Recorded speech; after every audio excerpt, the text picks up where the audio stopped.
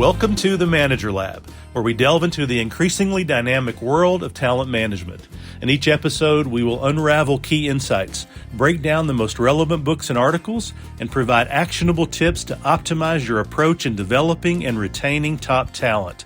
Stay tuned for a deep dive into the art, science, and strategy of unlocking your team's full potential. Let's enter the Manager Lab. Hello, welcome back to the lab. Hope everyone is having a wonderful holiday season. And as the year winds down, many teams are running on fumes, rushing to close projects, hit final targets, clear inboxes before the end of the year. But according to Harvard Business Review, the end of the year isn't just something to survive. It's a powerful opportunity to lead well. So today we're talking about how to finish the year strong by running a team wrap-up week, a simple but intentional practice that helps teams reflect, reset, and re-energize for the year ahead. We'll cover why it works, what it includes, and how managers can put it into action immediately. All right. Well, why a team wrap-up week? Why does that matter? Well, most teams end the year very abruptly. Projects stop. People disappear on vacation, and January starts with confusion and fatigue. A wrap-up week solves three critical problems. Number one, it creates closure. Humans need endings. Without reflection, effort from the entire year feels sometimes a little wasted. Number two, it reinforces meaning. Teams remember why their work mattered. And three, it builds momentum. Teams don't start January from zero. They start aligned and ready to go with clear vision and purpose.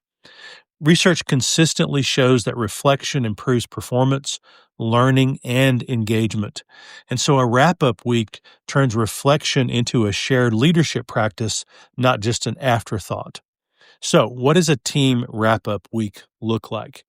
Well, it's a deliberate, structured pause at the end of the year, or I would suggest at the beginning of the first part of the year, since most people really are on vacation the last couple of weeks of the year anyway. But this is where managers can guide their teams through four core activities. Number one, reflect on the year. Number two, recognize contributions. Three, capture lessons learned. And number four, set intentions for the year ahead. This isn't about adding more work. It's about slowing down on purpose so the work actually matters. It actually sticks. So, key takeaway number one, reflection turns experience into learning. Teams gain experience every year, but learning only happens when we reflect on that. So here are some manager actions.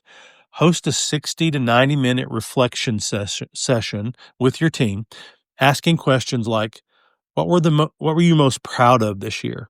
What stretched us the most? What did we learn about how we work together in the most effective way? Balance results and behaviors, not just what was delivered, but how it was delivered. So be careful to talk about the how we did things as just the what. Have team members write down reflections before the meeting, which leads to a deeper conversation and avoids groupthink that can happen when no one is well prepared. Key takeaway number two is that recognition is a leadership responsibility, not just a bonus. One of the biggest missed opportunities at year end is meaningful recognition.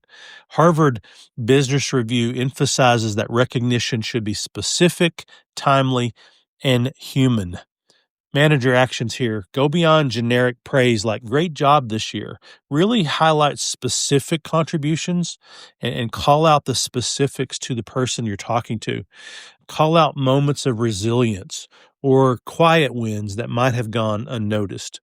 Encourage peer recognition as well, not just top-down praise, but let your team members talk about how their fellow team members did a great job this year. So ask each team member to recognize at least one colleague and explain why their contribution mattered. Recognition actually strengthens trust, and trust then carries on into the next year.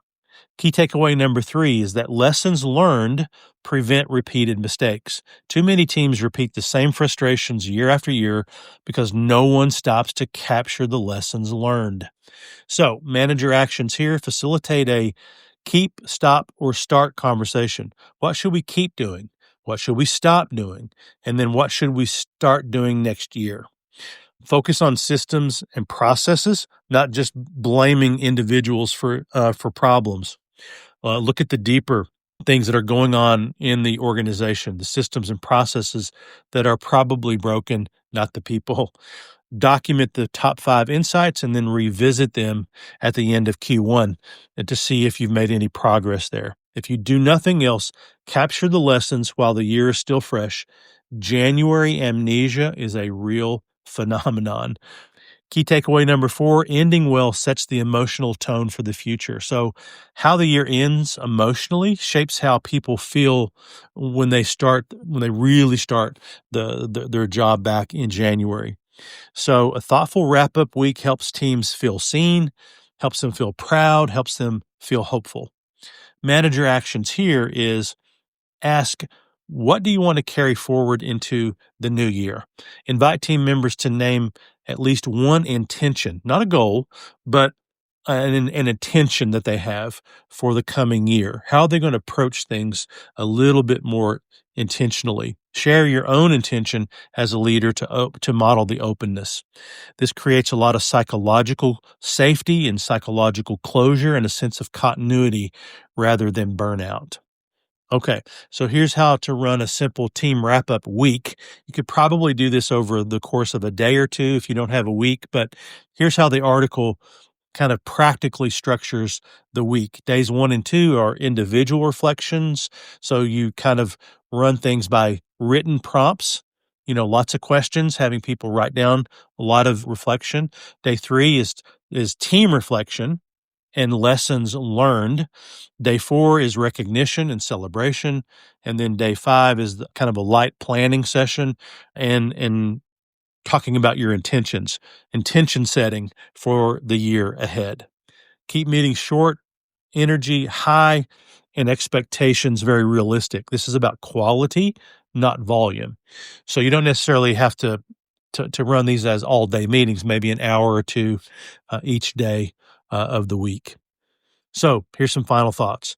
Finishing the year strong isn't about squeezing in more productivity. It's about honoring the work that's already been done.